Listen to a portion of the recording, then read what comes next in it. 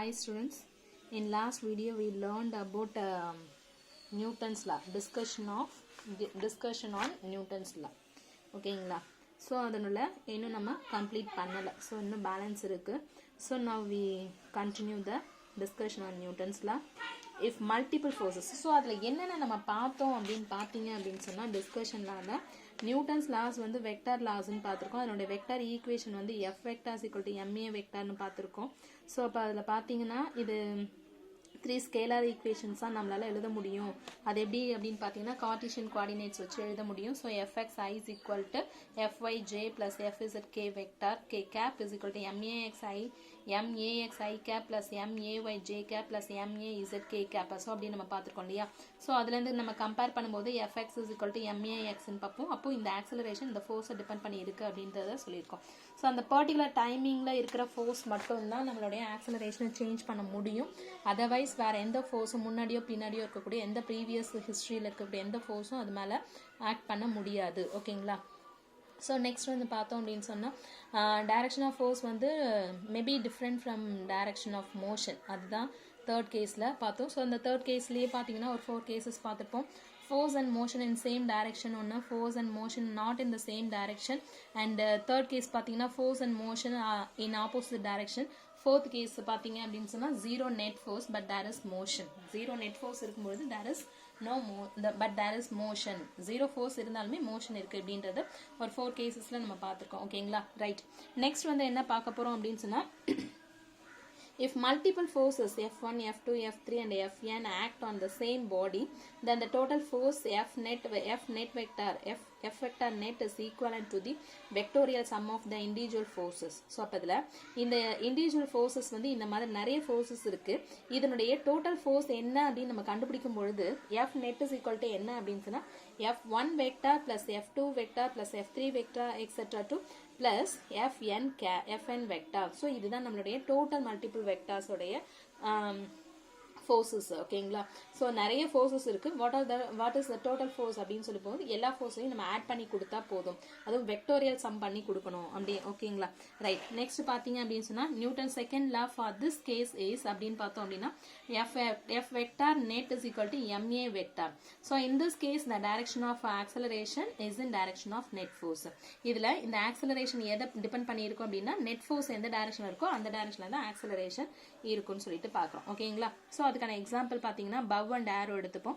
Bow and aero பார்த்தீங்க அப்படின்னு சொன்னால் இங்கே 2 types ஆஃப் ஃபோர்ஸஸ் நமக்கு ஆக்ட் ஆகும். என்ன அப்படின்னா இப்படி நீங்கள் நம்ம பின்னுக்கு நம்ம புஷ் பண்ணுறோம் அப்படின்னா புல் பண்ணும்போது என்ன ஆகும் அப்படின்னா இங்கே இந்த டைரக்ஷனில் ஒரு ஃபோர்ஸ் ஆக்ட் ஆகும், இந்த டைரக்ஷனில் ஒரு ஃபோர்ஸ் ஆக்ட் ஆகும். What is the net force அப்படின்னு பார்த்தீங்கன்னா இது இந்த ஏரோ வந்து எந்த டைரக்ஷனில் மூவ் ஆகுதோ அந்த டைரக்ஷனில் தான் ஆக்சலரேஷனும் இருக்கும் ஃபோர்ஸும் இருக்கும். ஓகேங்களா?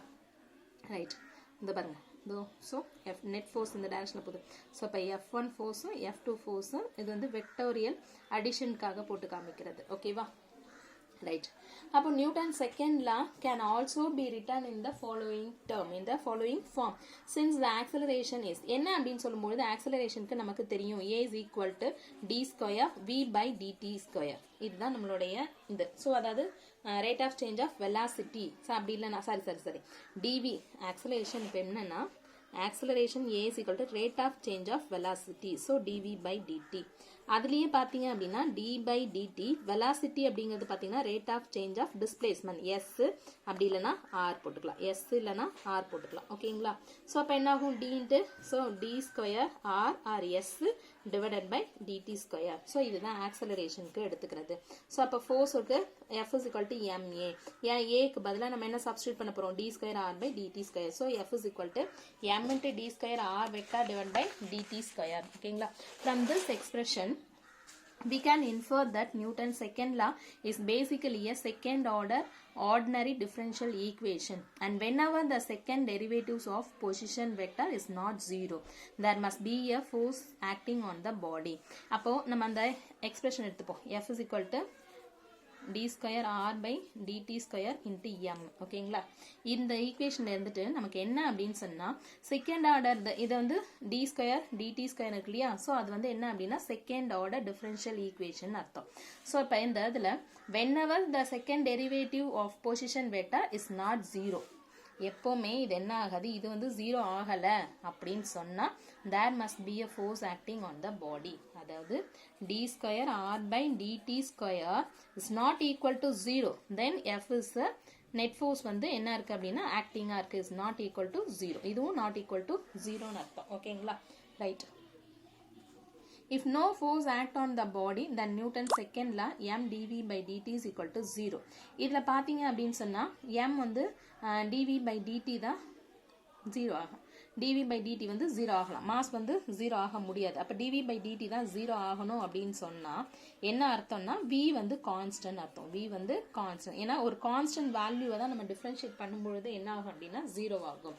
It implies that v constant, it is essentially Newton's first law. It implies that the second law is consistent with the first law. However, it should not be thought of as the reduction of second law to the first when no force acts on the object. ஓகேங்களா, இப்போ என்ன விஷயம் அப்படின்னா ஒரு force வந்து நம்ம பாடி மேலே act ஆகலை அப்படின்னா நியூட்டன் செகண்ட் லா என்ன சொல்லும் அப்படின்னா m into dv by dt is equal to 0. Mass வந்து ஒரு ஆப்ஜெக்டோடைய மாஸ் வந்து 0 ஆக முடியாது. ஸோ அப்போ dv by dt தான் 0 ஆகணும். dv by dt வந்து 0 அப்படின்னு அர்த்தம்னா dv by dt வந்து 0 அப்படின்னு சொன்னால் இதில் v வந்து என்னவா இருந்தால் dv by dt 0 ஆகும்னா v வந்து கான்ஸ்டண்டாக இருந்தால், v வந்து கான்ஸ்டண்டாக இருந்தால் என்ன ஆகும், இது வந்து 0 ஆகும். அப்படின்னா என்ன அர்த்தம்னா d by dt vங்கிறது இப்போ என்னன்னா 5 meter per second, that is velocity. வெலாசிட்டியோட வேல்யூ வந்து இப்போ என்னவா இருக்குது 5ன்னு இருக்குது, 5 meter per second square அப்படின்னு சொல்லிட்டோம். அப்படின்னா 5 நீங்கள் டிஃப்ரென்ஷியேட் பண்ணீங்கன்னா 5 வந்து டைமை பொறுத்து டிஃப்ரென்ஷியேட் பண்ணும்போது 0. இதுவே வந்து 5t அப்படின்னு இருந்திருந்தது அப்படின்னா 5tயை டிஃப்ரென்ஷியேட் பண்ணால் 5, ஏன்னா டீயை டிஃப்ரென்ஷியேட் பண்ணால் கிடைக்கிறது 1. உங்களுக்கு ஃபார்முலா சொல்லியிருப்பேன், டிஃப்ரென்ஷியேஷன் ஃபார்முலா t பவர் nன்னு இருந்துச்சு அப்படின்னா n into t power n minus 1, இதுதான் டிஃப்ரென்ஷியேஷனுக்கு. ஓகேங்களா, அப்போது இங்கே டி பவர் இந்த கான்ஸ்டண்டாக இந்த மாதிரியான ஒரு பேராமீட்டர் வேல்யூவே இங்கே இல்லை, ஃபிசிக்கல் குவான்டிட்டியே இல்லை. ஸோ அப்போ டீன்னு நீங்கள் எடுத்துக்கிறீங்க அப்படின்னு சொன்னால் டீன்னு இருந்திருந்தால் தான் டீயை பொறுத்து டிபெண்ட் பண்ணி நம்மளால் டிஃப்ரென்ஷியேட் பண்ண முடியும். இங்கே இது கான்ஸ்டன்ட், எந்த வேல்யூமே இல்லை, 5ன்னு இருக்குது அப்படின்னு சொன்னால் அப்போ என்ன ஆகும் 5. அப்போ டி என்ன ஆகும் டி பவர் 0.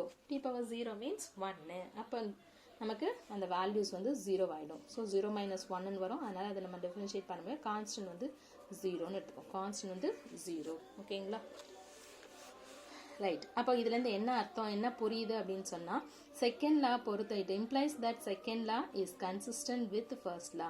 செகண்ட் லா வந்து எங்கேருந்து வருதுன்றாங்க, ஃபர்ஸ்ட் லா. என்னென்னா ஃபோர்ஸ் இல்லை அப்படின்னா ஆப்ஜெக்ட் மூவ் பண்ணலை. ஸோ அதுதான். however it should not be thought of as the reduction of second law to the first when no force acts on the object. force வந்து எப்போ ஒரு ஆப்ஜெக்ட் மேலே ஆக்ட் ஆகாமல் இருக்கோ அப்போ வந்து அந்த ஆப்ஜெக்ட் மேலே ஆக்ட் ஆகக்கூடிய நியூட்டன் செகண்ட் லா வந்து ஃபர்ஸ்ட் லாக்கு வருது அப்படின்னு நம்ம சொல்லியிருக்கோம். Newton's first and second laws are independent laws. They can internally be consistent with each other but cannot be derived from each other. So இதில் வந்து ஒன்று இண்டிபெண்டான லா. இண்டிபெண்டான லான்னா உங்களுக்கு தெரியும். ஸோ ஒன்று என்ன பண்ணியிருக்கல, சார்ந்து இல்லை. ஓகேங்களா, அப்போது இது internally be consistent with each other. ஒன்று இன்டர்னலாக தான் வந்து கன்சிஸ்டண்டாக இருக்குது. Otherwise we cannot be derived from each other. ஒன்று வந்து நம்மளால் டிரைவ் பண்ண முடியாது. ஓகேங்களா, ஸோ நெக்ஸ்ட் வந்து பார்த்தோம் அப்படின்னா நெக்ஸ்ட் பாயிண்ட் பார்த்தீங்கன்னா Newton second law. Newton second law is cause and effect relation. ஓகேங்களா, force is the cause and acceleration is the effect. Conventionally, effect should be written on the left and cause on the right hand side of the equation. So the correct way of writing is ma vector is equal to f vector. So என்ன அர்த்தம்னா Newton second லா அப்படிங்கிறது வந்து காசு, அதனால கிடைச்ச effect வந்து relation. ஓகேங்களா, அப்போ ஃபோர்ஸ் வந்து காசு, ஆக்சலரேஷன் வந்து எஃபெக்ட். ஃபோர்ஸ் வந்து காசு, ஆக்சலரேஷன் வந்து எஃபெக்ட். அப்போது காசை வந்து எந்த டைரக்ஷனில் எழுதணும், எந்த சைடில் எழுதணும், cause on the right hand சைடில் எழுதணும். அதே வந்து நம்மளோட எஃபெக்ட் வந்து எந்த டைரக்ஷன் எந்த சைடில் எழுதணும், லெஃப்ட் ஹேண்ட் சைடில் எழுதணும். ஸோ இல்லை எஃபெக்ட் வந்து என்ன சொல்லியிருக்காங்க, ஆக்சலரேஷன். அப்போ அது எந்த சைடில், லெஃப்ட் ஹேண்ட் சைடில். So ma vector. Okay, cause வந்து ரைட் ஹேண்ட் சைடில் எழுதணும். காஸ் வந்து என்னது நமக்கு, காஸ் வந்து force. So F vector. So இங்கே வந்து என்ன எழுதலாம், ஏவை வந்து நம்ம எப்படி எழுதலாம் அப்படின்னா m into dv by dt ன்னு எழுதலாம். So d by dt b m உள்ள கொண்டு போனீங்கன்னா mv ன்னு எழுதலாம். mv is nothing but dp by dt, that is momentum. mvங்கிறது momentum. ஓகேங்களா. நெக்ஸ்ட் வந்து ஃப்ரீ பாடி டயக்ராம். அது வந்து ஃப்ரீ பாடி டயக்ராம் அப்படிங்கிறது என்ன அப்படின்னா எதுலேருந்து கிடைக்கும்னா application of Newton's laws. Newton's லாஸோடைய ஒன் ஆஃப் த அப்ளிகேஷன் தான் free body diagram. Free body diagram வந்து நியூட்டன்ஸ் லாவை யூஸ் பண்ணி தான் நம்ம போட போகிறோம். அதில் வந்து என்னென்ன ஸ்டெப்ஸ் யூஸ் பண்ண போகிறோம் அப்படின்னா ஃபர்ஸ்ட் வந்து identify the forces acting on the object. Object மேலே என்ன ஃபோர்ஸஸ்லாம் ஆக்ட் ஆகுது அப்படிங்கிறத ஐடென்டிஃபை பண்ணுங்க. ஃபர்ஸ்ட்டு ஒரு ஆப்ஜெக்ட் மேலே என்னென்ன ஃபோர்ஸஸ் ஆக்ட் ஆகுது அப்படிங்கிறத ஐடென்டிஃபை பண்ணணும். செகண்ட் வந்து represent the object as a point. அந்த ஆப்ஜெக்டை முதல்ல என்னவா ரெப்ரசன்ட் பண்ணிக்கணும், ஒரு பாயிண்டாக ரெப்ரசன்ட் பண்ணிக்கணும். ஓகேங்களா. Next draw the vectors representing the forces acting on the object. Draw the vectors representing the forces acting on the object. Okay, when we draw the free body diagram for an object or a system, the forces exerted the object should not be included in the free body diagram. Force exert ஆகக்கூடியதை வந்து நம்ம include பண்ண மாட்டோம். So அதுக்கு ஒரு எக்ஸாம்பிளுக்கு நான் சொல்கிறேன். இப்போ வந்து ஒரு ஆப்ஜெக்ட் ஒரு டேபிள் மேலே ஒரு புக் இருக்குது. ஓகேங்களா. இந்த புக்கு மேலே இப்போ என்னென்ன ஃபோர்ஸ் ஆக்ட் ஆகும் அப்படின்னு பார்த்தீங்கன்னா ஒன்று கிராவிடேஷனல் ஃபோர்ஸ், இன்னொன்று நார்மல் ஃபோர்ஸ். ஓகேங்களா. ஸோ அதுதான் இப்போ இது வந்து நம்ம கண்டுபிடிச்சிட்டோம். என்னென்ன ஃபோர்ஸ் ஆக்ட் ஆகுதுன்னு கண்டுபிடிச்சிட்டோம். இப்போ ஃப்ரீ பாடி டயக்ராம் ட்ரா பண்ண போகிறோம். ஆப்ஜெக்ட் என்னவா கன்சிடர் பண்ண சொல்லியிருக்காங்க. ஆப்ஜெக்ட் ஃபர்ஸ்ட் என்னென்ன ஃபோர்ஸ்ன்னு ஐடென்டிஃபை பண்ணிட்டோம்.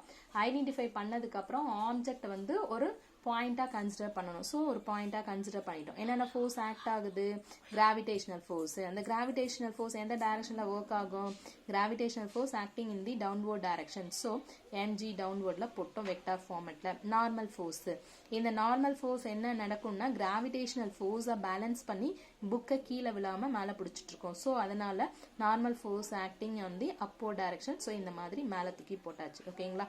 ஸோ இதுதான் ஒரு ஃப்ரீ பாடி டயக்ராம் நம்ம ட்ரா பண்ணுறதுக்கான methods. First one என்ன அப்படின்னா identify the forces acting on the object. Identify the forces acting on the object. Represent the object as a point. Next வந்து draw the vectors representing the forces acting on the object. Vectors வந்து object மேலே என்னென்ன vectors, அதாவது forces வந்து வெக்டார்ஸில் நம்ம draw பண்ணணும். இவ்வளோதான்.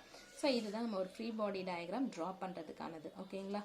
Next வந்து ஒரு எக்ஸாம்பிள் சம் ஒன்று பாருங்கள். இந்த எக்ஸாம்பிள் சம் பார்த்தீங்க அப்படின்னு சொன்னால் if two objects of masses 2.5 kilogram and 100 kilogram experiences the same force 5 Newton. What is the acceleration experienced by each of them? So இது வந்து இதுக்கான ஃபோர்ஸ் வந்து ரெண்டுத்துக்குமே 5 Newton. ஓகேங்களா. Formula F is equal to ma. இதெல்லாம் acceleration கொடுக்கல நமக்கு. Okay. So F இப்போ ஃபஸ்ட் இதுக்கு போடுறோம் அப்படின்னா என்ன ஆகும் அப்படின்னா எஃப் வந்து 5, மாஸ் வந்து 2.5 இன்ட்டு ஆக்சிலரேஷன் தெரியாது. ஓகேங்களா. ஸோ இப்போ A is equal to 5 divided by 2.5. ஓகேங்களா. ஸோ இதை நீங்கள் டிவைட் பண்ணிங்கன்னா என்ன கிடைக்கும், 2 கிடைக்குமா. A is equal to 2 metre per second ஸ்கொயர்னு கிடைக்கும். அடுத்தது 100க்கு யூஸ் பண்ணுங்கள். 100க்கு யூஸ் பண்ணிங்க அப்படின்னா A is equal to F by M இல்லையா. F is equal to F வந்து 5 நியூட்டன், எம் வந்து 100 kilogram into acceleration A. So A is equal to 5 by 100. இப்போ என்ன ஆகும், 0.05 மீட்டர் பர் செகண்ட் ஸ்கொயர்னு கிடைக்கும். 0.05. ஓகேங்களா. ஸோ 0.05 என்ன அர்த்தம்னா மாஸ் வந்து அதிகமாச்சுன்னா ஆக்சிலரேஷன் ரெடியூஸ் ஆகிடும்.